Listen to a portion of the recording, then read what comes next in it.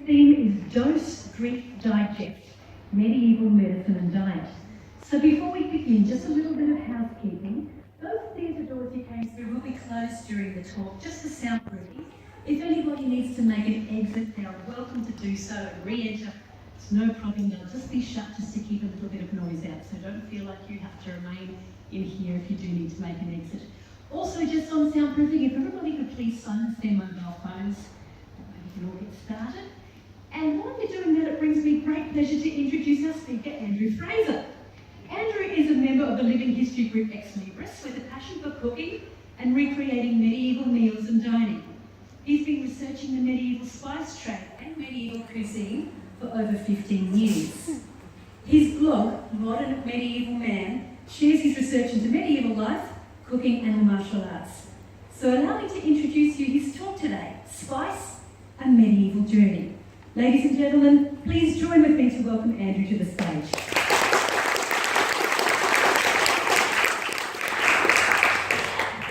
Hi everyone, I'm Andrew. So thanks for the wonderful introduction, Marion. So we're going to talk about the medieval spice trade. I guess the first thing we really need to talk about when we talk about the spice trade, just a couple of things to keep in context is when we're talking about the spice trade, we're going to be talking about the Silk Road, and you probably think the Silk Road, that's silk, but the Silk Road traded a lot of different commodities, not just silk, that was obviously spices, gold, jewellery, precious stones, things like that. So you've got to use the terms, Silk Road, but keep in mind I'm also talking about spices. Just so it doesn't sound a bit weird, but when we talk about the Silk Road, that's just the term that's used because when it was established, the primary commodity that was traded along there was silk. Okay, it's a bit rambling. I'm sorry. All right, just a little bit more about myself. Why did I choose to talk about medieval spices? I guess one of the biggest things for me is when I talk about medieval period or any type of history in itself, I really like to think about what was it like to be a person from that time, okay? And I think one of the biggest things for us is we can't understand what it's like to be another person unless we live like that person, okay? We can read about that person, we can, try to live like that person. We can look at their martial arts, like I do. We can dress like that person, like I do. We can dance like that person. I've done that occasionally. I'm not a good dancer. But one of the really big things that we can do is we can eat like that person. Because fashions change, martial arts change, warfare changes. But one thing that doesn't change is how we eat. I can go to a restaurant and I can eat another person's food. And I can say, well, I understand a lot about your culture, about what food you eat. I can eat a hamburger and I go, well, I understand a little bit about American culture. I can eat a curry. I can understand a little bit about Sri Lankan or Indian culture. I can eat, say, beef and black bean. Oh, no, I love beef and black bean. And I can understand a little bit about Chinese culture. So by eating the food of a medieval person, I can at least understand a lot more about their culture by their food. And that's one of the things that drew me to living history, because I read books and stories about the history, and I think, what are these foods they're eating? What are these foods they're cooking? They sounded really interesting. So the first thing I did is I went out and I tried to cook them. And I don't know if you can see, I really like to eat. So back in the dark days of Brisbane in the 90s, trying to get spices was hard. I don't know, if people remember before we had Indian spice shops, trying to get things some of the spices. You know, if you went to Coles, you know, you get 5 spice. That was it. You know. So some of the spices that I'm going to talk about today, you might have heard of. Some of the spices I'm going to talk today about, you would have heard of, but very hard to get. So I was trying to recreate these recipes, and it was difficult. Today we have the internet, and I think it definitely it's changed my life. So what I'm just going to talk about today, just before we start off any further, I'm going to be handing around some spices. They are in sealed bags. I'm going to ask you not to attempt to open them for a couple of reasons. Number one, spices will go everywhere, and I'm not going to be asking you to pick up any spices off the floor. The other reason is like 1 million people have touched these spices, so just a health risk there. And the other reason is like they're just grubby. If you want to have a smell, a lot of these spices do have a little bag at the back that you can actually have a smell of what they would smell like. So that's just a bit of an experience, so you can have a look and have a smell. Okay? Alright, so spice, a medieval journey. Because it was a journey. Alright? And here we've got, is a spice man. And he's a spice merchant, and we can see all those spices in the bags there. Alright. So spice has been used and traded all throughout Asia, Middle East and Europe since at least the late Bronze Age. It was used to improve the taste of food. It was used for fragrances, for perfume, incenses for religious ceremonies, and the ingredients for medicine. Spice has always been sought by people to improve their lives. By the medieval period, this was still true. Okay? Spice was considered a much important part of any household, taste of foods, or prescribed as a medicine in times of illness. So we see a lot of spices being prescribed in medical tests, and we'll touch on that as well. Medieval Europe had an insatiable appetite for spice, absolutely insatiable. They couldn't get enough of it. They were importing it by just the tons. Just hundreds and hundreds of tons of spices were arriving in Europe every year.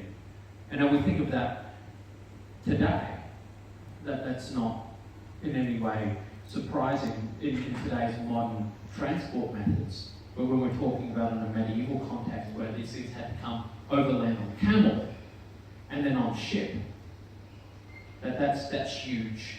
It's absolutely huge. The amount of spice that was coming allowed the Venetians, this tiny little city in Italy, to create a monopoly of trade. So one little Italian city created a monopoly over the spice trade, where they owned up to 85% of spices coming into Europe.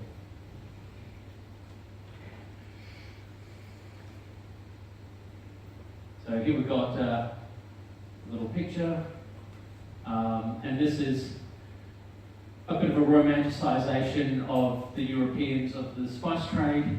So got some peppers being picked in this linen bag and making all the way to the king.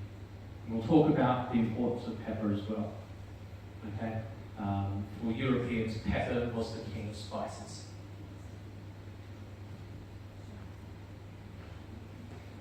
So there were 15 spices that were used regularly in European cooking.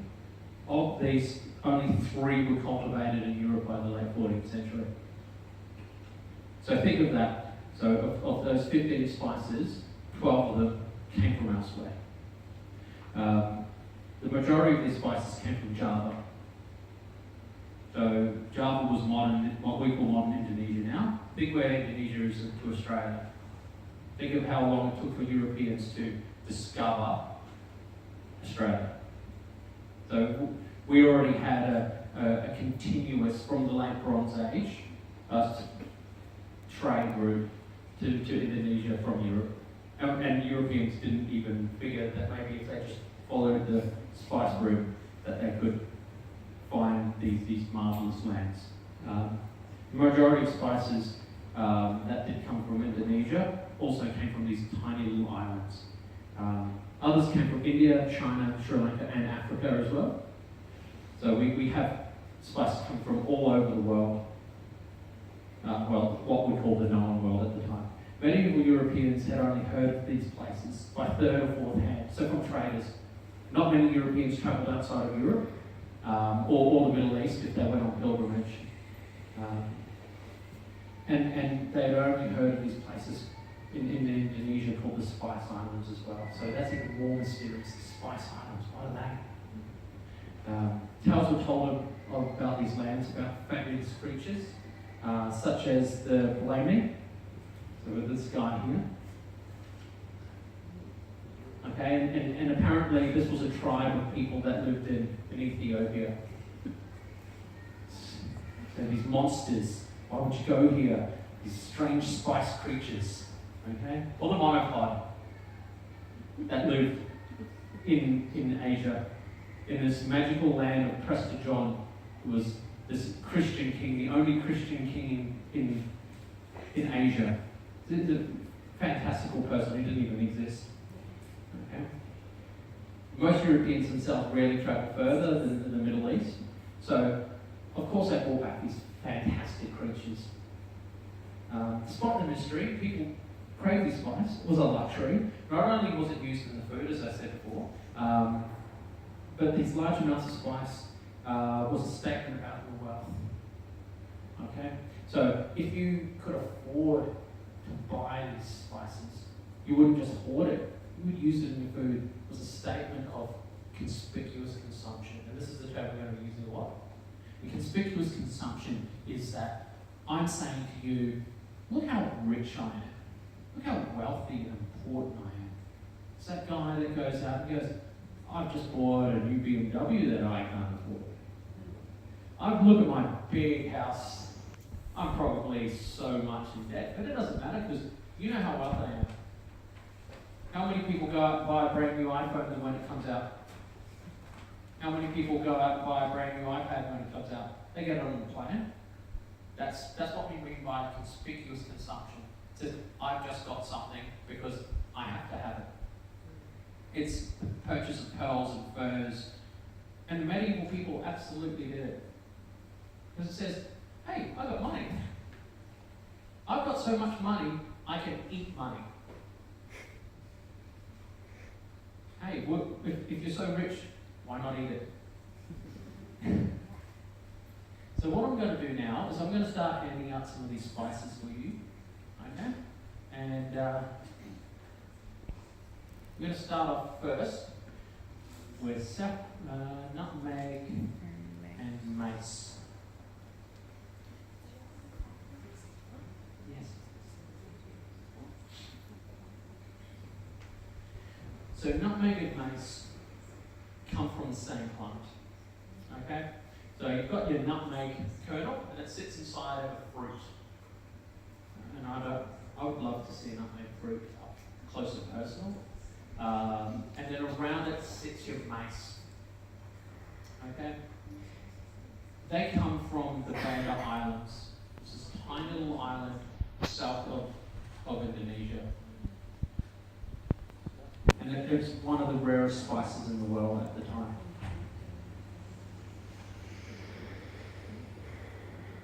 Mace has a subtler taste than nutmeg.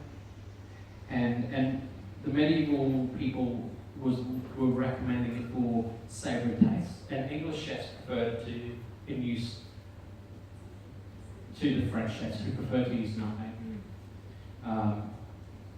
Nutmeg was used in all forms of cooking, such as sauces and meat dishes. However, mace was used more in desserts. Now, just keep in mind that when you're thinking about this at the time, no one cultivated this spice anywhere else in the world. No one knew where this came from except for the native Splendour Islanders. Okay, and we'll talk about how that trade worked. So Europeans only knew about the Spice Islands.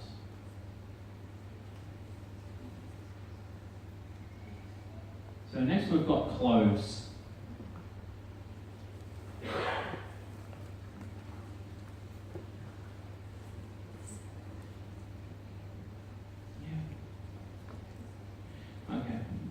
So So cloves are also found in the islands of Malacca in Java.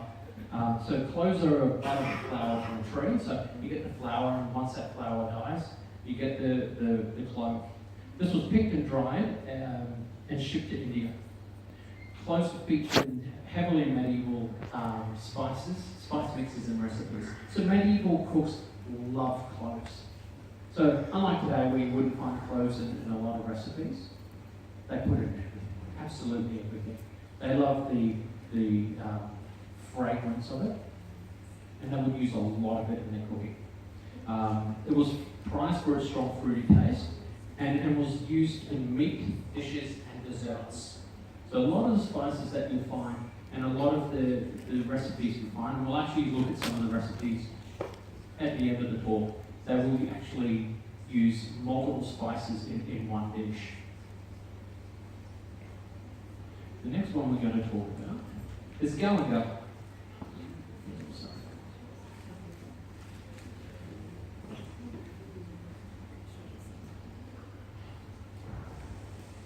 So galangal is also native to Java. So it's a root similar to ginger, which was often dried and once again shipped to India before being shipped along the Silk Road. It was once highly prized in India for its similar taste to ginger, yet it lacks that heat that ginger does. So if you wanted to make a dish that had that ginger flavour, but didn't have that heat that ginger would, you would use galangal. It was prized for that sweeter taste that it had. So we'll talk more about what the spices did later and how they were used in recipes. So just keep in mind, once again, these are all coming from Indonesia. And a lot of these foods, spices, are still used today obviously in other cultures' foods that fell out of use in European cooking. And we'll talk about why that happened in just a bit. So the next one here, you've probably not heard of, and I'll go into depth about that. This is cubeb pepper. So cubeb pepper or tailed pepper. And you can see that's called tailed pepper because some of them have a little tail. There we go, that's probably a better example. So this also originates in Java and was mainly grown in Sumatra. Related to pepper, they have a fruity smell and flavour. They were prized for their fragrance and used by medieval cooks in sauces and meat dishes. Okay? And they were often candied. And the reason why they were candied is because when you bite into it, it has a menthol taste. So when you do have a smell, you'll probably grab a whiff of menthol, like a menthol cigarette. We'll get to the reason for that. So cubeb has a history of being smoked or inhaled for medicinal purposes. And it was used and recommended by Galen, who was a historical doctor, to be used for things like pleurisy or respiratory infections. Up until the 1950s, it was still smoked in a cigarette, which seems strange. But that cigarette was prescribed by doctors to treat asthma or tuberculosis or pneumonia. Because what that actually does is that very strong menthol flavour clears your lungs. And some of the treatments for those respiratory conditions, you would actually be put into a room where they would steam you with cubeb. And the American GIs during World War II in the South Pacific were actually issued cubeb cigarettes in case they did get chest infections because of the tropics.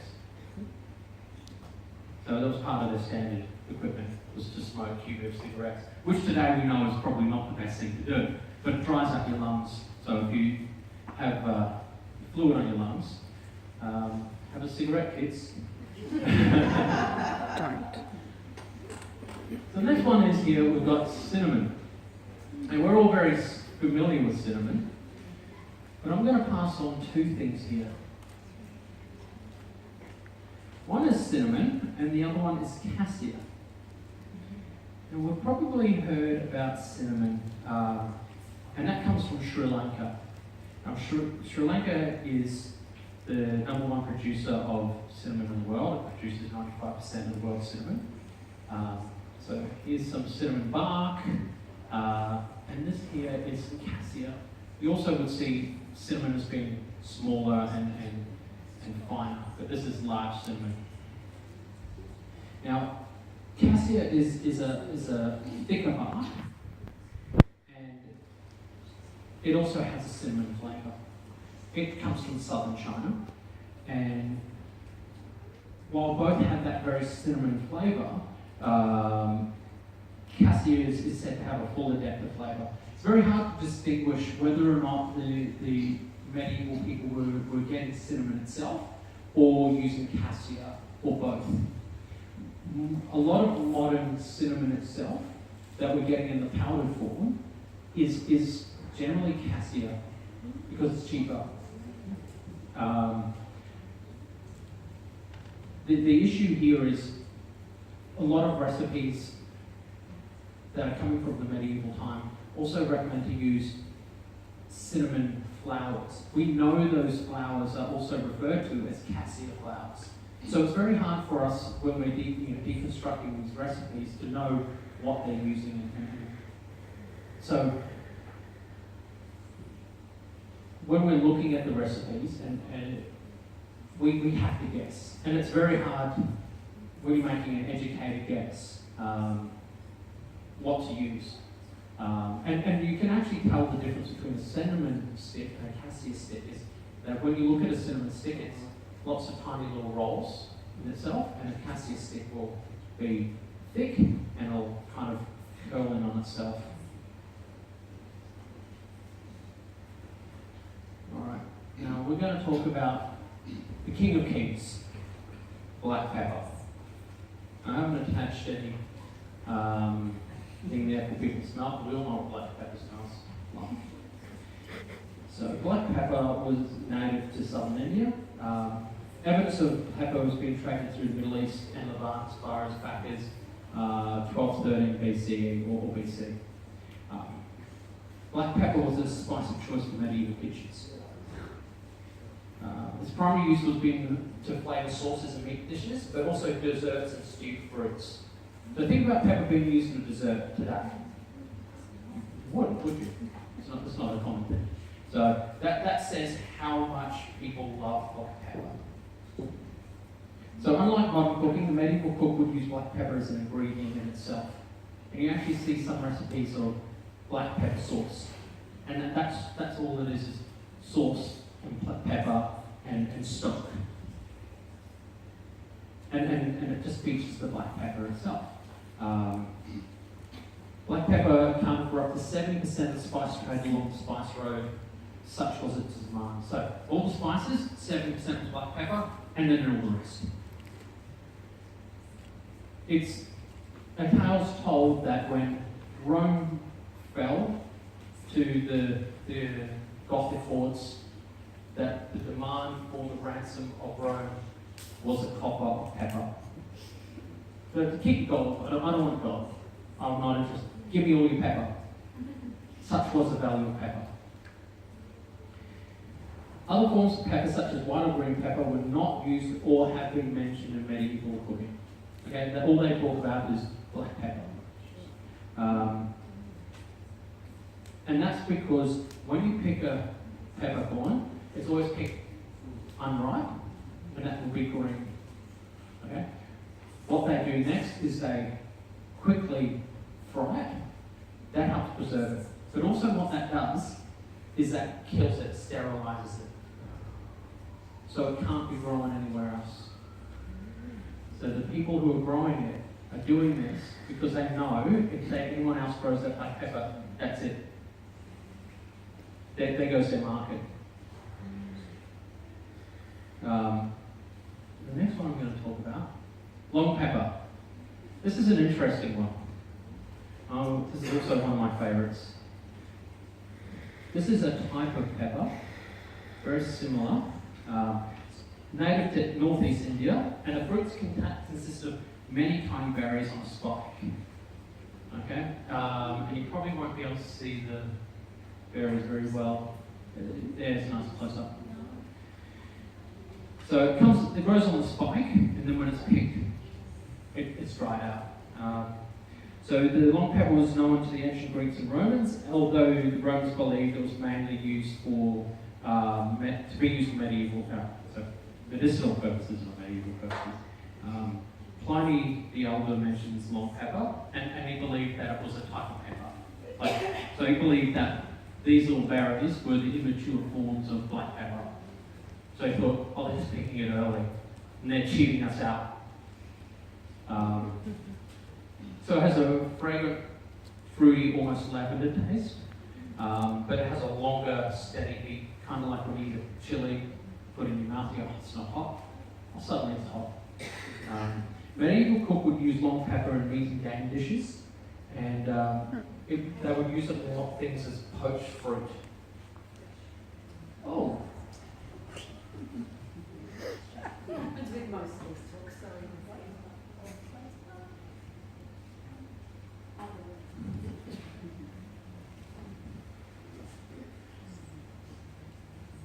So they would use it in poached fruit. So once again, they're using peppers in fruit dishes and desserts, unlike we would today.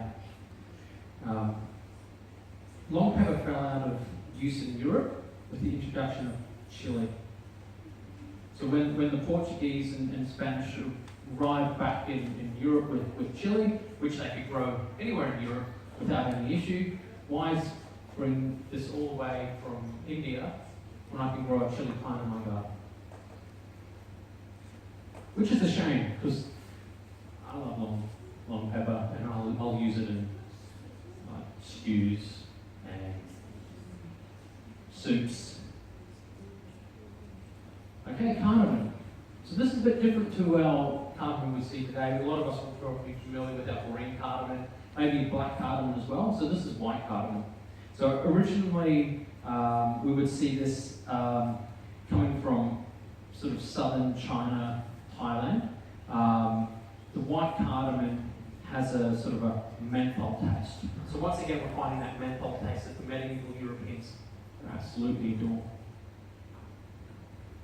And they would use this for fish and meat dishes. So cardamom, particularly the green variety, was used far back by the Greeks. This is in the 4th century BC. And they, medieval Europeans were using this because this has a more delicate flavour than the green cardamom. It's not as strong. Sorry about this. They also use this in sweets. So once again, we're seeing things that we probably wouldn't be finding today in a European context. Spices that are a bit different, but they're using their spices in their whole entire spice palette through their whole entire dishes. So cardamom and savoury and sweet as well. Next one we've got is ginger, which I haven't attached smell pack to because I'm pretty sure everyone knows what ginger is. So ginger, so once again, this is native to southern China, and it spread through Asia to the Spice Islands. So ginger was exported from India to Europe as early as the 1st century AD. So already Europe was using ginger well before the medieval period. So medieval kitchen was using ginger very well in so many dishes. Once again, they were using it in sauces, in meat dishes, as well as desserts.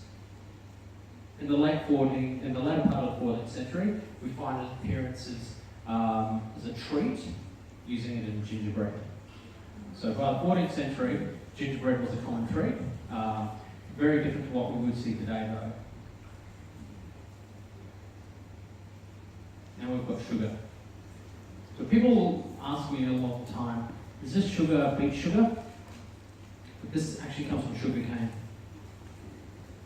So this was native to Southeast Asia, Sugarcane is a species of grass that was first cultivated in Papua New Guinea as anywhere between 10 to 8,000 years ago. And it's boiled to extract the syrup roughly about 2,000 years ago.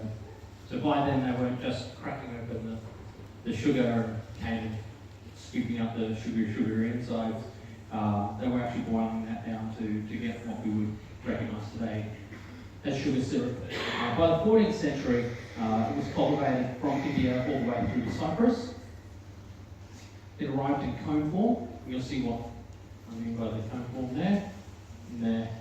And those cones could be anywhere from small sizes to these massive cones.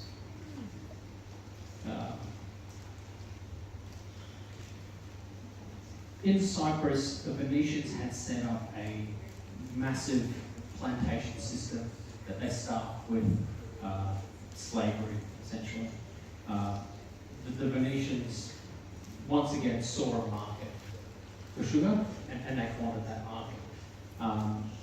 And we'll talk about why they felt the need to corner a market in a bit. But as we can see, all through history, the sugar trade has been quite closely tied with the slave trade, and it's quite horrible.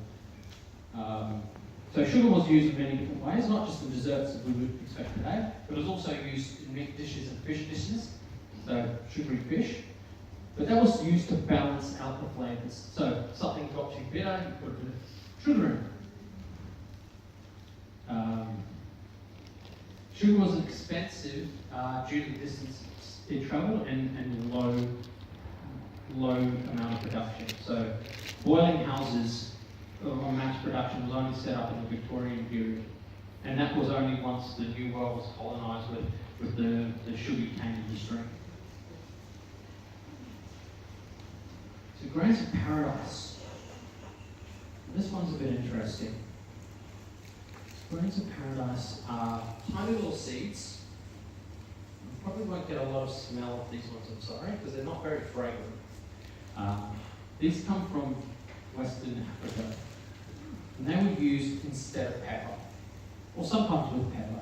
They have a heat that is very reminiscent of pepper, essentially.